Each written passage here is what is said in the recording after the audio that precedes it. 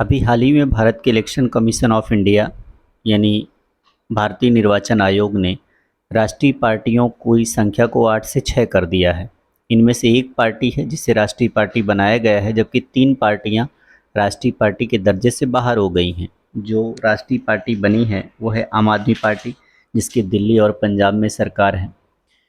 और जो राष्ट्रीय पार्टी से बाहर हुई हैं उनमें तृणमूल कांग्रेस यानी टीएमसी, इसकी मुखिया है ममता बनर्जी जिनकी पश्चिम बंगाल में सरकार है, और नेशनलिस्ट कांग्रेस पार्टी यानी एनसीपी जिसके मुखिया हैं शरद पवार, और Communist Party of India CPI. इन 3 को राष्ट्रीय पार्टी के दर्जे से बाहर कर दिया गया है।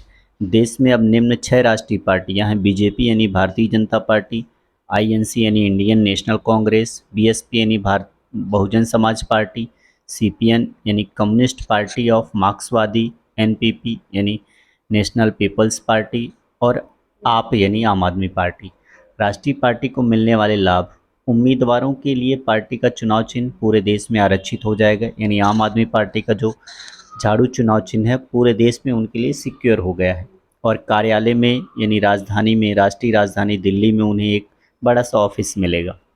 राष्ट्रीय पार्टी बनने हेतु योग्यताएं या अर्हताएं: पहला नंबर, पार्टी ने लोकसभा या विधानसभा चुनाव में पिछले में 4 या 4 से अधिक राज्यों में कम से कम 6% वोट प्राप्त किए हों और उसके राज्यों में कम से कम 4 सांसद हों। आम आदमी पार्टी ने इनमें से पहली कंडीशन प्राप्त की है, वो कि उसके 4 राज्यों में 6% वोट हैं: पंजाब, दिल्ली, गोवा और गुजरात। पार्टी ने लोकसभा में कम से कम, एक दूसरी कंडीशन ये है कि पार्टी अगर लोकसभा में कम से कम 2 सीटें प्राप्त कर ले और जो उसके उम्मीदवार चुने गए हों वो 3 राज्यों से हो, तो भी वो राष्ट्रीय पार्टी बन जाती है। और तीसरी कंडीशन है कम से कम 4 राज्यों में वो राज्य स्तरीय पार्टी हो, यानी क्षेत्रीय पार्टी की मान्यता प्राप्त की हो, तब भी वो राष्ट्रीय पार्टी बन जाती है।